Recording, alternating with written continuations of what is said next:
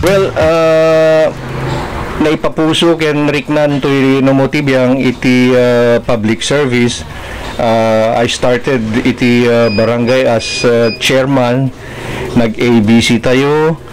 Idi kwan, naggraduar tayo nga, naka-3 term tayo, idi naglabas nga taw-tawenin nga kasanggunyang bayan. Nakasubli tayo manin nga sanggunyang bayan, idi 2016. And this is now my second term and hoping nga election ket ison manen iti panakagundo iti third term. Sir, iti naglabas nga eleksyon, ada ka ticket yo, itatagat nag-independent yo. Anat rason sir na apay nga nagsulo tayo tatah nga eleksyon?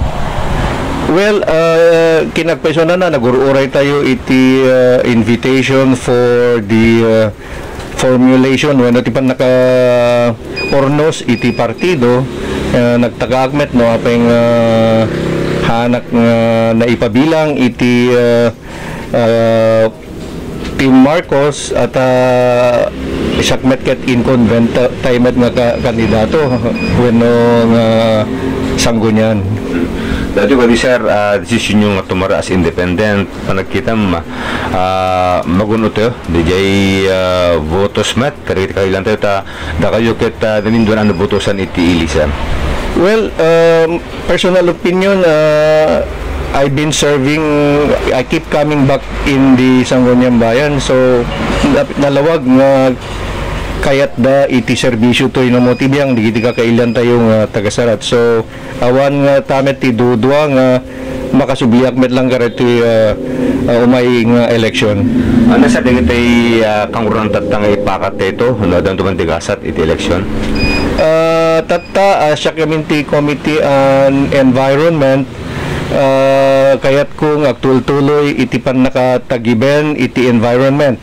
Aglalo ta datay iti agap aprobar digiti quarry permit mesa tayo nga nagasat nga adda iti karayan na iti ili nga sarat nga isud ti pag-aplikaran digiti quarry permitis tayo ket ti unay-unay mi kadigiti aplikante nga tagibanenda iti ornos sa jay karayan, no dumping of garbages at digiti nga min duma digiti pag change oil and digiti heavy equipments iten nagdala ta digiti linitro or ginalon nga paggawangan da iti motor oils digiti heavy equipments da iso nga balbalaagan tayo idang handa nga agibelbeleng anyaman nga rugrugit iti karkarayan tayo, and that is one thing in preservation our environment.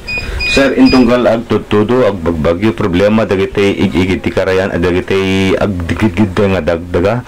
So ada ka din dagiti ko sir proposal tapon long term solution ket malesen datay maitip-tip pang dagdaga sir.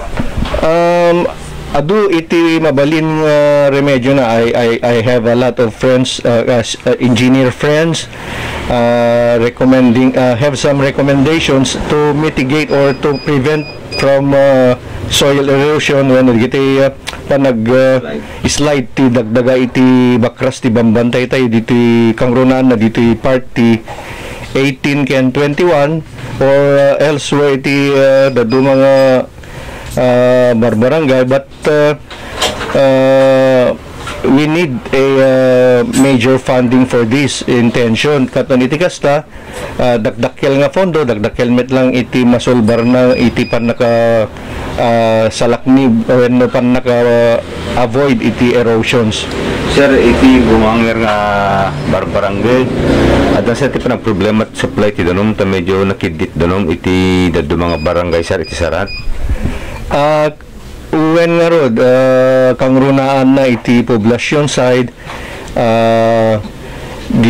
I believe that the local water system tayo dita, they had a loan for the improvement of their system.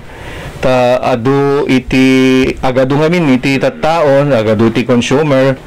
As we all know, adot na malbaliwan iti rabaw ni daga pati flow of water of our river ket hanggas lay diun unanan nga tiyempo nga nangato iti level iti ayos ti danom. So mabalin kadigiti panagadu iti tattao nga agusar ti danom ison data ti may isang rason no apay nga bumaba alis to nga bumaba iti level iti danom tayo ket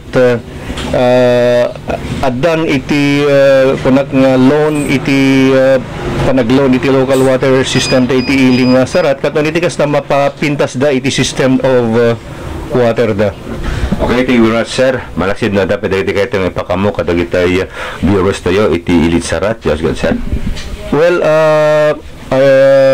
amok nga dayo pa iti election ngem obviously amudan no sin digiti kandidato tila may ipalagip ko the upcoming elections sa pela ko mata pilyan tayo dagiti namnamaen tayo nga makaited tulong pagsayaatan para itiili tayo nga sarat not only in sarat dagiti met na dumo pay nga mapanunot na ti akserbiti na duma-duma nga ili alakit panunutin tayo nga sa pada no siya singnomet digiti na ikaring pilyan tayo.